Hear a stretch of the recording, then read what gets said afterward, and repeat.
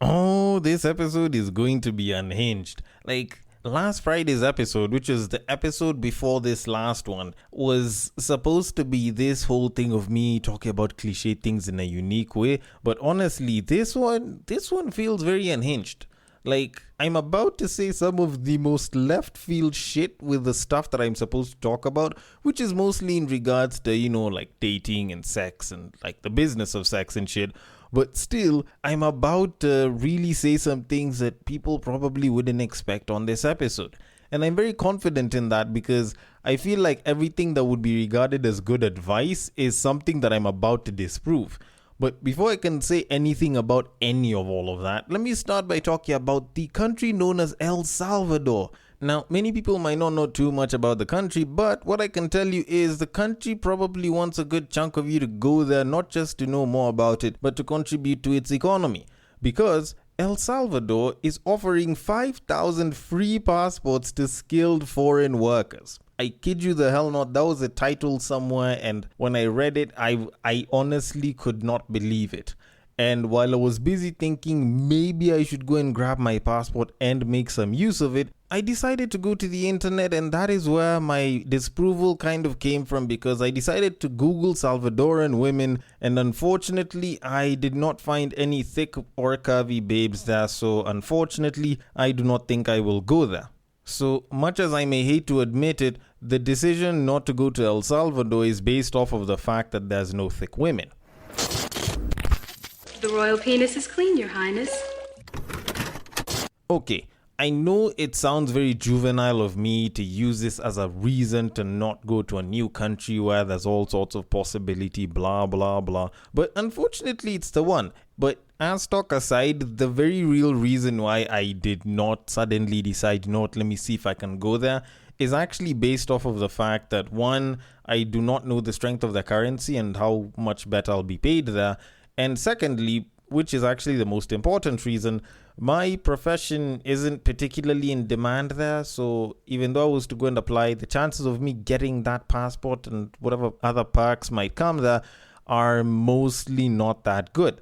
But anyways, let me just read the article for you all so that I can get into why I know that I probably won't have a good chance there. So it says, and I quote, El Salvador's president, Nayib Bukele, recently revealed a new initiative offering 5,000 quote-unquote free passports to highly skilled foreign workers. Scientists, doctors, engineers, artists, and philosophers will be granted full citizen status, including voting rights.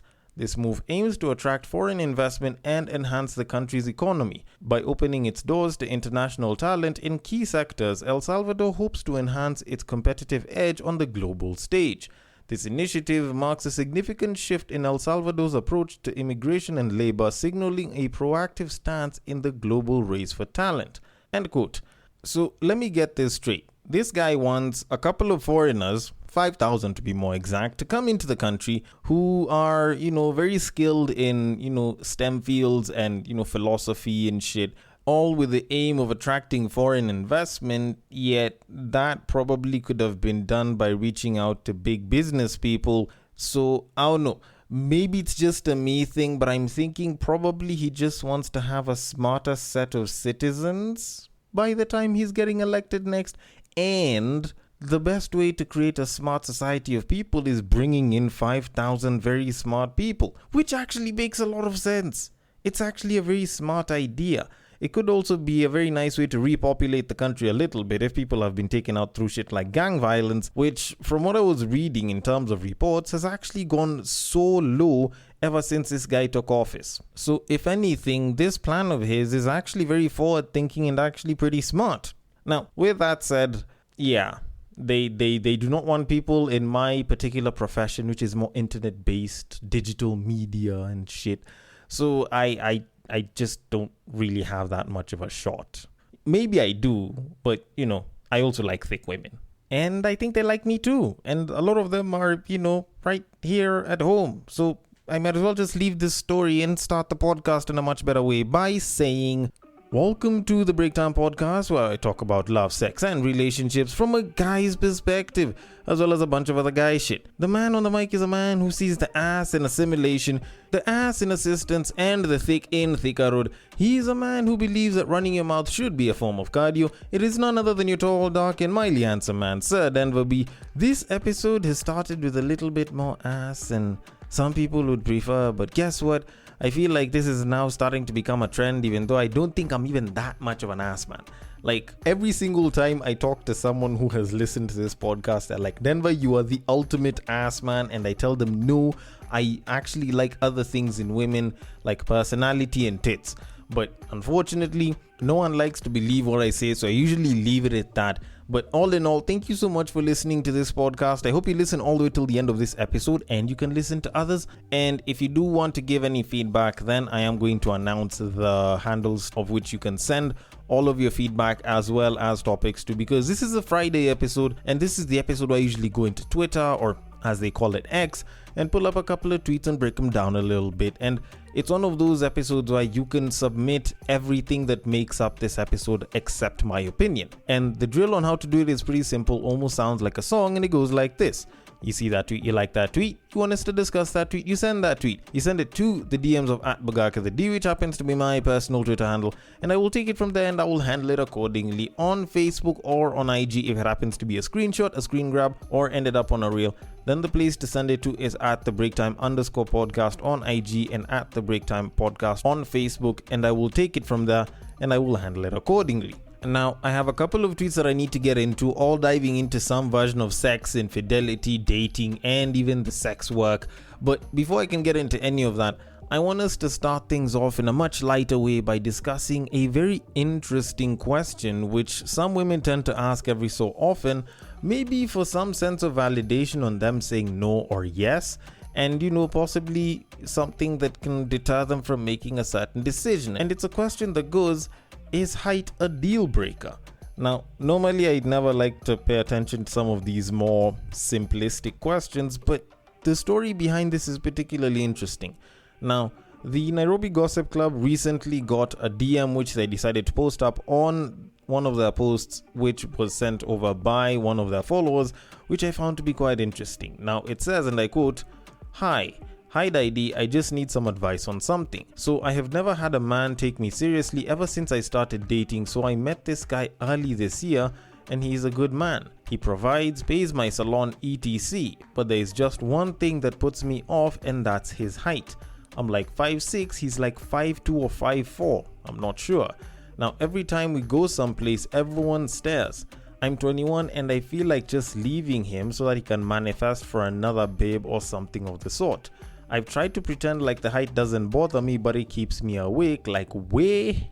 End quote. Now, usually you find that the kind of comments that people will have about this will stem from bitter to regretful, and interestingly enough, I have neither of those. Now, of course, the comment section did actually have those exact comments. It was a bunch of guys saying, oh, you're gonna drop this guy, then you're gonna wish that you got someone like him because you are paying attention to superficial shit like height, yet it's not gonna do anything for you if this guy provides, and if this guy provides, then you most likely should be with this guy because he definitely cares about you. And some of the women were like, oh, why is height such a big deal breaker? And there were others that were paying attention to the money and they're like, paying for the salon is what you call providing. But honestly, when I decided to pay attention to this question, I felt like most of the answers here were just very pointless, because I came up with an answer so quickly that is so contrary to what I normally preach on this podcast, which is she should just leave the guy. And I know, like, there's someone over there who's like, Denver, how could you? This is not a good idea. And before you conclude that I'm a piece of shit, just let me cook on this one for a little bit. All right. Now, normally, whenever you hear people having these discussions, a lot of times people are looking at it from like a long-term dating perspective. And frankly, the way I'm looking at this entire story, this shorty doesn't sound like she wants to date long-term, or she's trying to have a long-term partner or a husband or someone that she can have kids with. She just sounds like she just wants to date. And she mentioned that she's 21 years old. Like, how many 21-year-old women are trying to get married? Now, don't get me wrong, I understand. There's a lot of people who start dating when they're super young and there's no intention of settling down together, but over time, the longer they date, the more they kind of head in that direction, and eventually they end up getting married and they live happily ever after, blah, blah, blah. But for the most part, like, as of right now, Shorty is busy trying to enjoy her life. Shorty is busy exploring a bunch of shit. She's 21 years old. So for you to make the conclusion that she should stick with a guy just because the guy provides for her and he gives a damn and he cares about her and shit, like, it's honestly not as worth it of a decision as a lot of people might actually think. Now, don't get me wrong, it's not that I don't give a damn about the guy. Like, I'm the guy that talks about relationships from a guy's perspective and I'm busy saying that he should be left. Yes, it sounds like I am speaking contrary to what I should be preaching, but the reality of it is this guy is in a relationship not because he is loved, but for what he is providing at this point, what he is giving to the relationship. And honestly, I do not think if this guy is nearly about as young as this babe is, he should be receiving that. And if a babe is feigning happiness just so that she can be with a guy because the guy treats her well, she's pretty much holding him back from finding someone that would genuinely appreciate him. So if she was to drop the guy and the guy manages to heal from that breakup in a much more healthy way, instead of turning into a bitter red pillar like a lot of people do, then he has a pretty good chance to find someone who appreciates him with his height, whether she's shorter than him, whether she's taller than him, and he can have a much better life. And Shorty can go back to exploring and she can find some guy that she appreciates because he's tall. Because at the end of the day, this is a babe who's 21 years old. It's not like she's trying to get married. So why are you trying to use the standards of marriage and for long-term relationships on someone who's trying to have something that's probably just casual and they're looking forward to having some sort of affection and they're looking to date someone just for the sake of dating? Like, it makes zero sense. So to be very honest, I feel like this babe should just drop the dude, go and find someone that is more her type. Otherwise, she's just going to end up feeling more and more unhappy and eventually she'll become resentful and she'll either end up treating this guy like shit if she hasn't already, or she might end up cheating on him and yet the problem is entirely her. Either way, I am going to leave it at that and get into the tweets because time, I guess. So on to our very first tweet of this episode. Now, this one is actually a quoted reply to someone who had originally tweeted and said, "Men really expect you to believe this woman has no options because she's 35 years old." And they decided to put up a photo of, I think it's an actress or someone, but it's a fairly good looking lady, nice slim body, seems to have curves, and she has a fairly pretty face. Alright. Now, someone decided to quote reply this and said, and I quote, "I previously matched with a 33-year-old gym bunny who was fit AF and in better shape than 95% of girls at 23. I met her, she was a good laugh and had the right mix between being disciplined and enjoying her drinks. We fucked, but could I envision a future without her? No. Past 30, especially when you come around the 35-year-old mark, you know you will only get a few good years out of her, if any. So you act like a private equity company buying her on a discount before getting what you can out of her. And then you release it, selling it back to the secondary market and take the proceeds for what it was, some good time. Below is a perfect example of women equating sexual value with relationship value. Relationship value is a derivative of residual value. How much can you benefit from a woman before she reaches the age of 40 where you know gravity, despite her best efforts, will take over and turn her somewhat firm ass into a soggy bottom? She will have gone over her best use by date. Even if at this point in time she is decent stacking cash and commitment to a soon-to-be sloppy yogurt, for guys with options, this just ain't happening." End quote. Alright, so I was going to talk about how, like a woman who's over the age of 35 is very dateable and how there's some that would make for particularly good partners and shit. But honestly, with the way this guy has written this tweet, it's just a little too cringe. Honestly, I know that guys talk about babes who are above the age of 30 as well as other types of women like single moms and shit, and they don't talk about them in the best way. But honestly, this is one of the most demeaning ways that I have heard a man busy talking about babes who are over the age of 30. Like, I'm not over here to come and start defending them or anything. I just think that this is just plain wrong. Like the whole just go use her and then leave her in the open market and shit. This disposable sort of behavior, this disposability mindset that some guys have towards certain women, I feel is honestly one of the reasons why relationships just can't last long. Now, the guy was trying to mask it in the whole, I just have to give the bitter truth and I'm being raw about it. But honestly, this isn't being raw about it. This is showing how much of an asshole you are towards women of a certain age group. Like, to be honest, like if you want to talk about being raw, just say that the number of guys that would be interested in dating a woman above the age of 30 are massively lower than the ones that would be interested in dating a woman who's in her early to mid to possibly even late 20s. That's a raw way of talking about it. Dude is straight up saying, treat her like a private equity bank and like go and like enjoy a bunch of time with her and then move on to a babe that you want to settle down with. Like, what? I don't know. Maybe it's just me that's very pro relationship, or maybe it's just the fact that I've seen a lot of the things that red pillars and guys like this usually say is impossible turn out to actually work out. But I honestly feel like this is such a dismissive and demeaning way to look at women who are above the age of 30. And if anything, it isn't a reflection of the reality that's out there. Like a lot of these types of guys usually talk about how, women above the age of 30 are undateable, blah, blah, blah.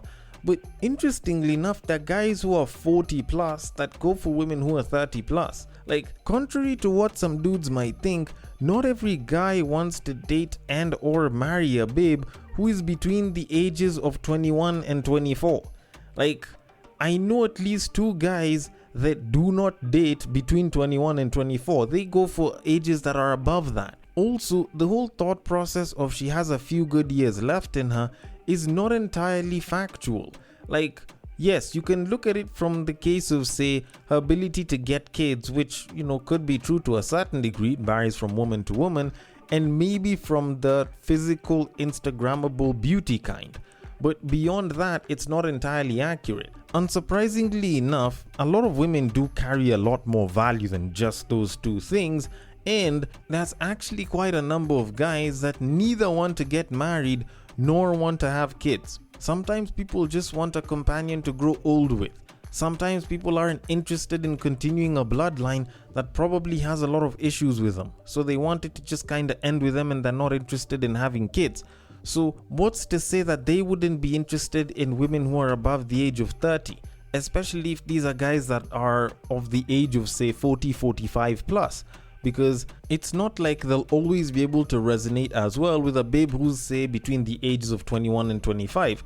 The interests are different, what they are attracted to on a social level could be particularly different, and say maybe beyond the fact that the 2 of them might have some sort of physical interest in each other, you might find that on everything else they're not the same.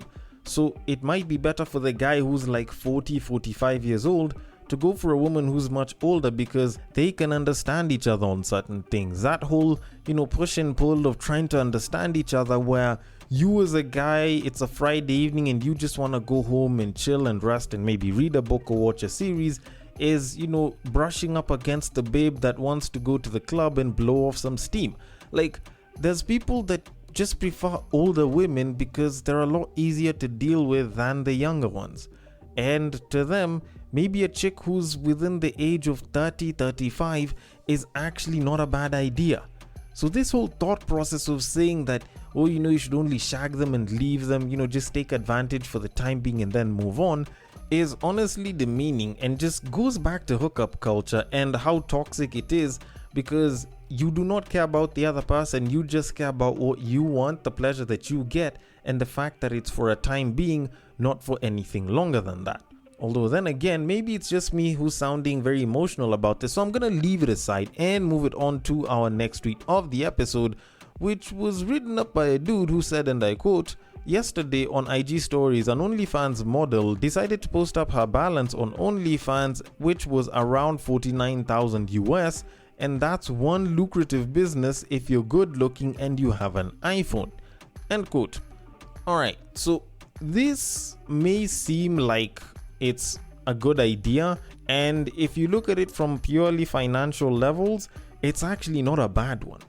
And yes, I know there's probably a bunch of people that are like, this isn't smart, it wrecks you long term, blah blah, sex worker. And honestly, they are probably right. Yes, they probably are. But if you don't give a shit about it, then, it's not like I'm going to be the one to stop you from doing it. Like, there's people that are making a shit ton of money there. And, if you believe that you can be one of those people, then go ahead. The only thing is, I know that it goes beyond just you having an iPhone recording a couple of videos of you touching yourself or doing it with someone else and posting it up to get that money. Because, contrary to popular opinion on OnlyFans, it's usually about 2% of the creators there that make up about 98% of the revenue that OnlyFans makes. Because unfortunately, the vast majority of OnlyFans creators actually don't make that much money. And to be honest, it goes beyond just the videos. There's a whole lot of marketing that you have to do for yourself, which is incredibly hard, let's be quite honest. And if you think it's not hard, just know that there's people who have entire businesses that are built off of marketing OnlyFans creators. It's not a piece of the business, no, it's an entire business that is just built off of OnlyFans marketing on social media platforms. Especially considering that if you are going to have an OnlyFans, you're probably going to get a new IG account or just new social media accounts, since you don't want the people close to you knowing exactly what it is that you do. And that means that you're starting from zero.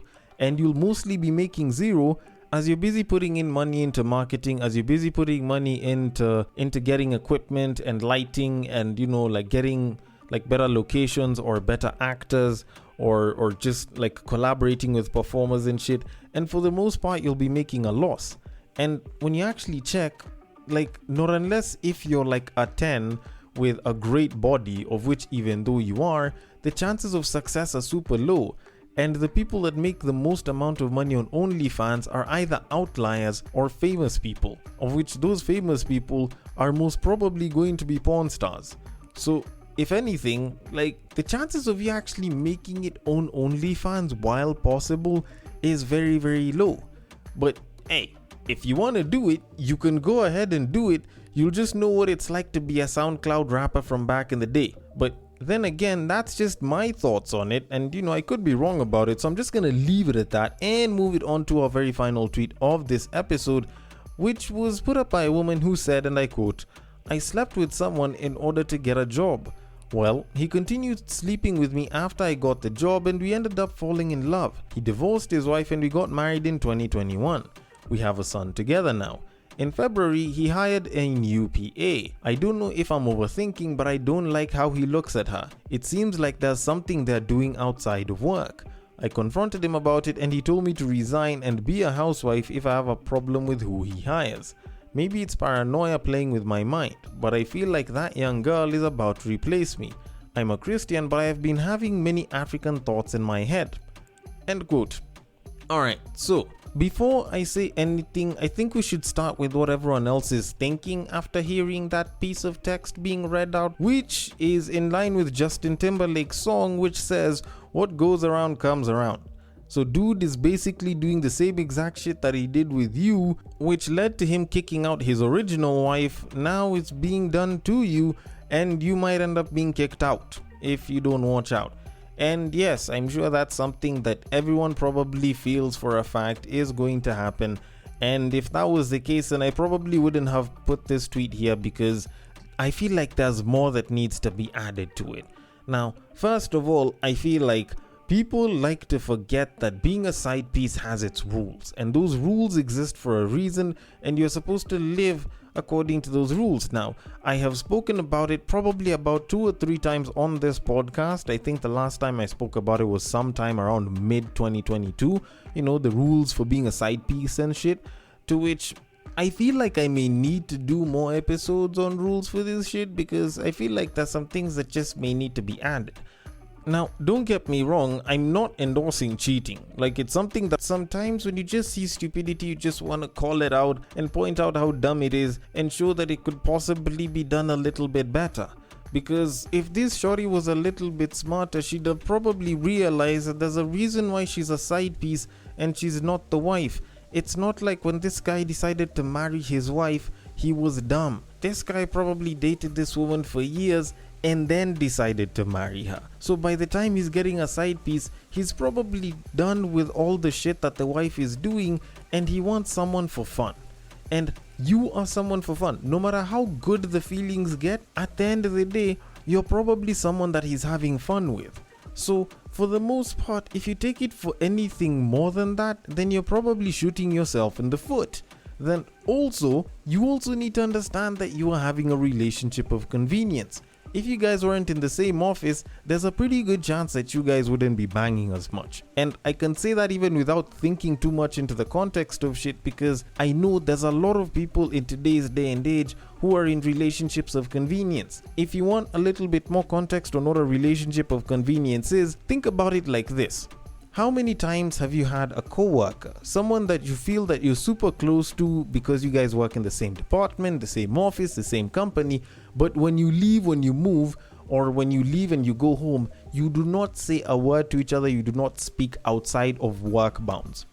Like, there's usually a lot of those that happen, especially in the workplace. A lot of people have relationships of convenience, and most times, they are platonic, but there are even romantic relationships of convenience in the workplace. Now, it's very easy to confuse a relationship of convenience with being an actual serious relationship, which is what both the guy and this former side chick ended up doing, which now at this point, because they moved it from a relationship of convenience into something extremely serious with a kid in there, has now decided to rear out all of the discomforts that being in a relationship of convenience will always hide. Like the discomforts of being with someone that you feel you have to be with versus someone that you want to be with. And so a lot of women, because it's mostly women that fall into this trap, will end up thinking and even feeling that the person that they're with loves them and they're in love with this person, and if they got married or if they were together without the main chick, without the wife there,